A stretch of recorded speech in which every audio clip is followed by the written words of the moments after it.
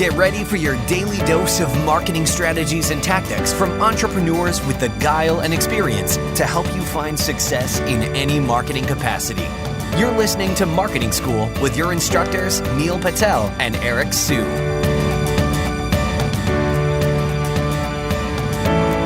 All right, everyone, it's time for another episode of Marketing School.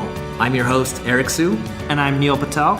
And today we're going to be talking about how to build premium quality backlinks. And I'm going to go ahead and go first on this one.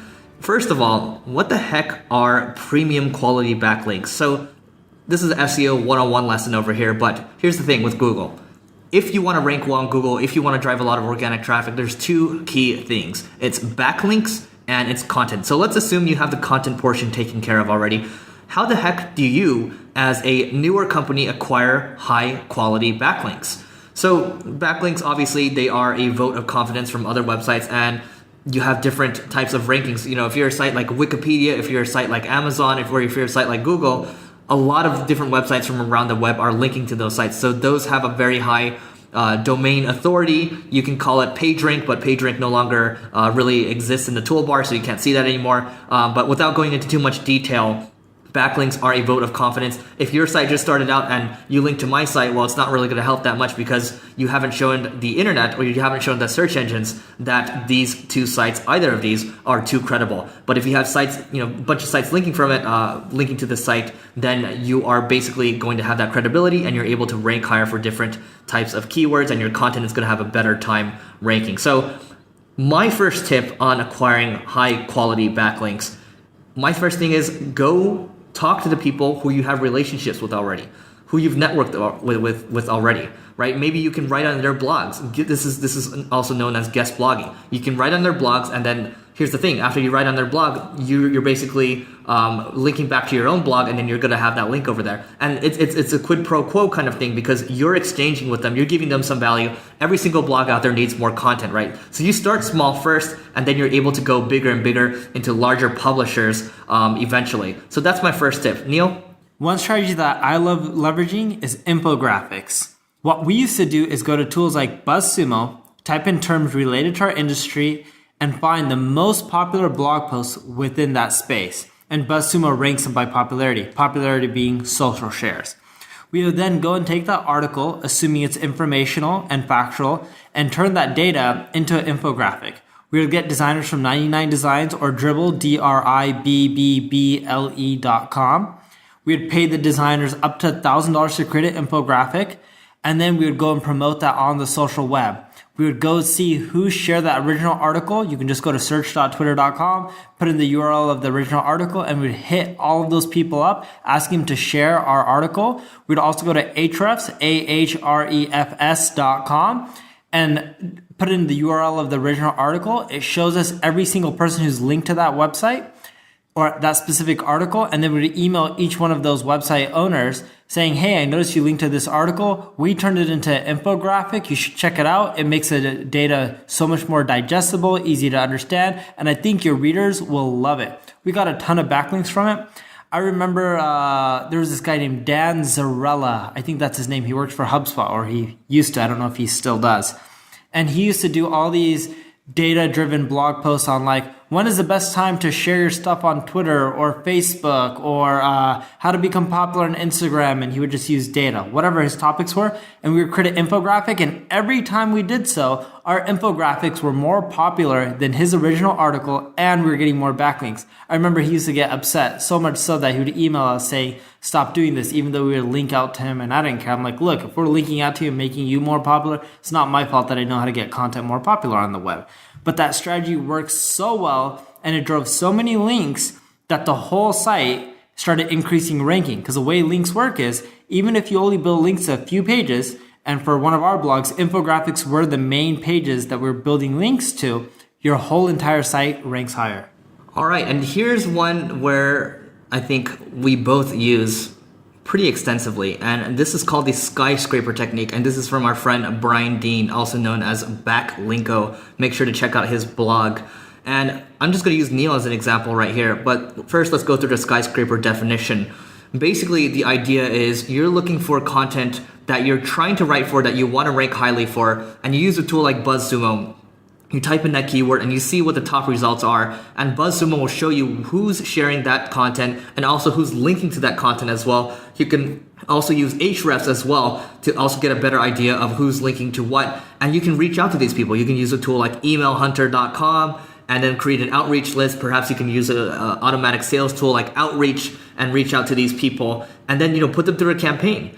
And from there you can build, the idea is when you're building a Skyscraper piece of content, you're looking for the top content, maybe the top 3, and you're looking to see what you can do to 10x that content, right? If there's a post that's about 5 things to grow your organic traffic, well, maybe you can do a much bigger version, and also it can be a lot more in depth. You can have a lot more statistics in there. You can have a lot more imagery. There's a lot you can also layer in videos as well. You're just trying to figure out how to make it the best possible experience, even the canonical experience out there. And you can reach out to other people and say, hey, by the way, we've created something that we noticed that you linked to this resource. It's a great one, and we created something a bit more epic. We'd appreciate, would love to hear what you think about it. Maybe just nudge them a little bit, right?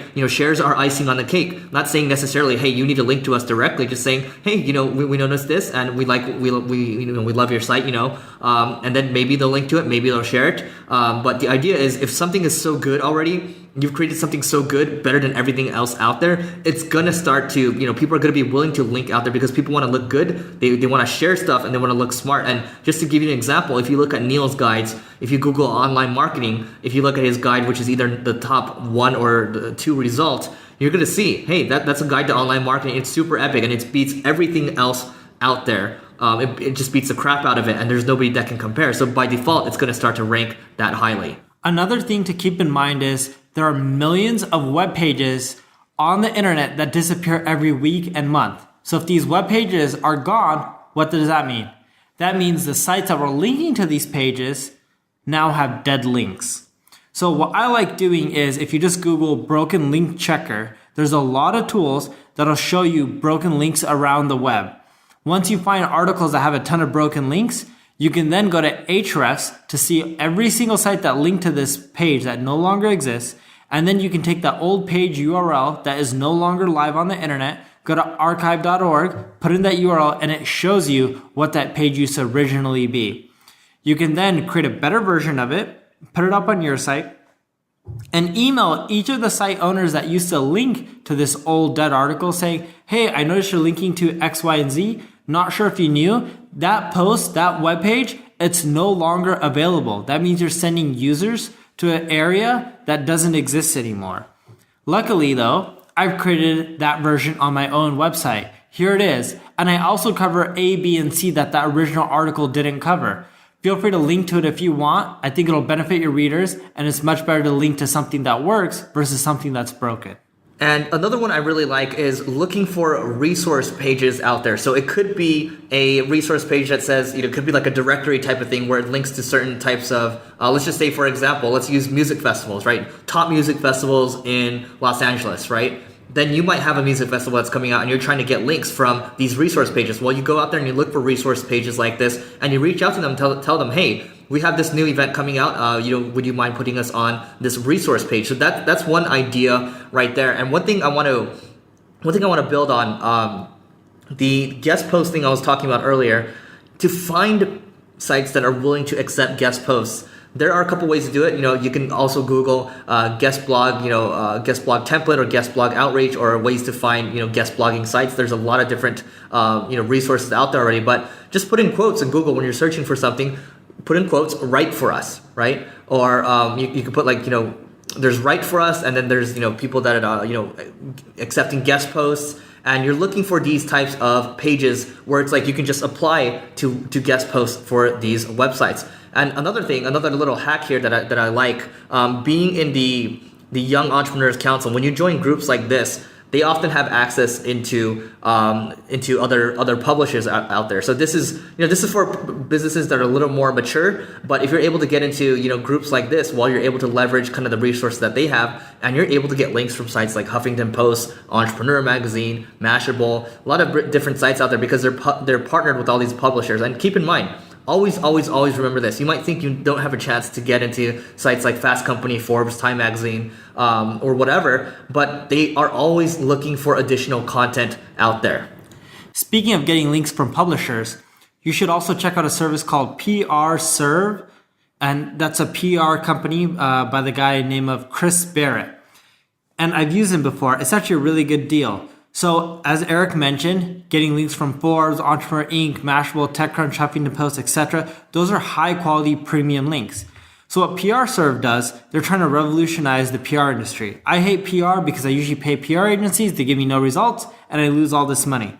But what Chris from PRServe does is he says, hey, if I get you a placement on a TechCrunch, Mashable, CNN, Fox News, whatever it may be, pay me. If I don't, you don't pay me $1. So it's performance-based press. The beautiful part about this is when he gets you on sites like TechCrunch or BBC or whatever it may be, and you're giving him money only when he actually gets you the press, that's also a really good authority link. So if the press article doesn't do a ton for your business, the link should help with your search rankings at least. And I'll give Chris another +1 as well. And this was an introduction from Neil, and I'll just tell you, we were paying a PR firm about 10 grand a month, and we weren't getting anything from them. Once we brought Chris in, he gave us a massive boost in terms of driving more customers for the business. And here's the thing, he got us a piece on TechCrunch, and that led to 5 other side pieces as well. That included Inc. magazine. So he got us 1 for 6. Okay, and we paid him a one-time cost. And pay for performance is, people think it's questionable, but